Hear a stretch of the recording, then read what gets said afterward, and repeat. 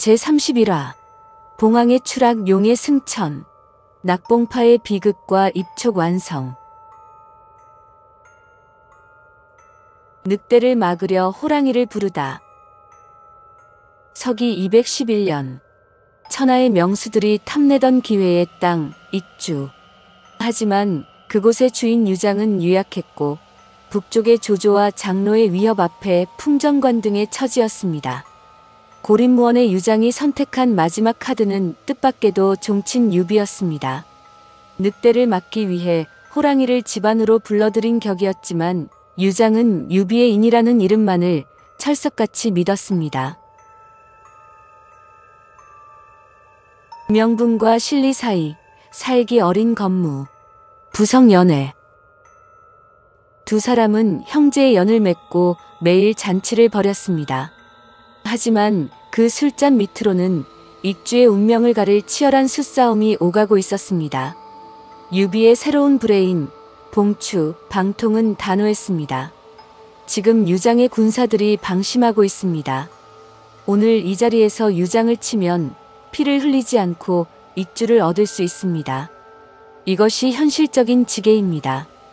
유비가 망설이는 사이 방통은 독단적으로 위원에게 신호를 보냈습니다. 살기등등한 위원의 건무가 유장에게 다가가는 순간 유장의 충신장임이 이를 눈치채고 칼을 뽑아 맞서 춤을 춥니다. 내가 이곳에 온 것은 형제를 돕고 인의를 행하기 위해서다.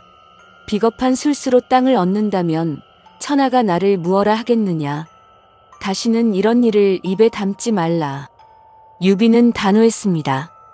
도덕적 명분이 없는 승리는 그에게 무의미했습니다. 방통은 고지식한 주공의 모습에 깊은 탄식을 내뱉으며 앞으로 닥칠 험난한 여정을 직감했습니다. 찢어진 밀서, 되돌릴 수 없는 전쟁. 1년여의 지루한 대치 끝에 비극이 찾아왔습니다. 유비의 가장 강력한 내부 조력자였던 장송의 내통 밀서가 발각된 것입니다. 가장 믿었던 종친에게 배신당했다는 사실에 유장은 격분했습니다. 유비, 감히 인의의 탈을 쓰고 내 땅을 훔치려 했느냐. 저 위선자를 당장 몰아내라. 도덕적 명분은 사라지고 오직 생존을 위한 전쟁만이 남았습니다. 유비군은 파죽지세로 진격했지만 익주의 최후 보루이자 명장 장임이 지키는 낙성 앞에서 강력한 저항에 부딪힙니다. 추락한 봉황, 낙봉파의 비극. 방통은 시간의 지체가 조조에게 기회를 줄까 두려웠습니다. 그는 위험을 무릅쓰고 좁은 새길을 통한 기습을 감행하기로 합니다. 그런데 출발 직전 그의 애마가 날뛰며 주인을 떨어뜨렸습니다. 불길한 징조였습니다. 군사의 말이 불길하니 제 분신과도 같은 이 정로를 타십시오. 주인을 지키는 기운이 있으니 안심이 될 것입니다. 유비의 지극한 성의에 방통은 감동했습니다. 어쩌면 그것은 주공의 도덕성을 지키기 위해 자신을 희생하겠다는 봉황의 마지막 비행이었을지도 모릅니다. 지형이 비좁고 험하구나. 복병이 있다면 꼼짝없이 당하겠어. 이 고개의 이름이 무엇이냐? 예, 군사님. 이곳은 낙봉파라 불립니다. 낙봉파. 자신의 호, 봉추와 상극인 지명을 듣는 순간 전설적인 천재의 심장이 얼어붙었습니다. 급히 말머리를 돌리려 했으나 그것은 이미 정해진 운명이었습니다. 매복해 있던 장임은 유비의 정로말을 탄 방통을 유비로 착각했습니다. 그의 명령과 함께 천하를 설계했던 천재를 향해 수만 개의 화살이 집중되었습니다. 유비를 위해 기꺼이 악역을 자처하고 위험한 길을 택했던 봉황. 그는 그렇게 주공의 앞날을 위해 자신을 제물로 바쳤습니다. 유비의 피를 토하는 오열이 서천의 산천을 울렸습니다. 장비의 덕, 노장의 마음을 얻다. 비탄에 잠긴 유비군을 구하기 위해 제갈량이 움직였습니다. 그는 관우에게 형주를 맡기고 장비와 조자룡을 이끌고 익주로 향했습니다. 이것이 훗날 또 다른 비극의 씨앗이 될 줄은 모른 채 말입니다. 지원군의 선봉에 선 장비는 고집 센 노장 어만과 맞섰습니다.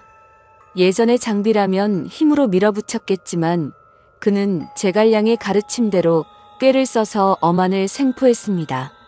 이놈! 거대한 군사 앞에 항복하지 않고 감히 대항해? 내 칼에 목이 날아가고 싶으냐? 하하! 총나라에는 머리 잘린 장수는 있어도 무릎 꿇는 장수는 없다. 베어라! 어만의 서슬퍼런 기계에 장비는 감동했습니다. 그는 칼을 거두고 직접 어만의 포박을 풀었습니다. 그리고 상석에 모셔 절을 올렸습니다. 노장군의 기계를 시험해 본 것입니다. 무례를 용서하십시오. 저는 인의의 주공을 모시는 장비입니다. 무식한 맹장인 줄 알았던 장비의 진심 어린 예우에 어만의 마음이 움직였습니다.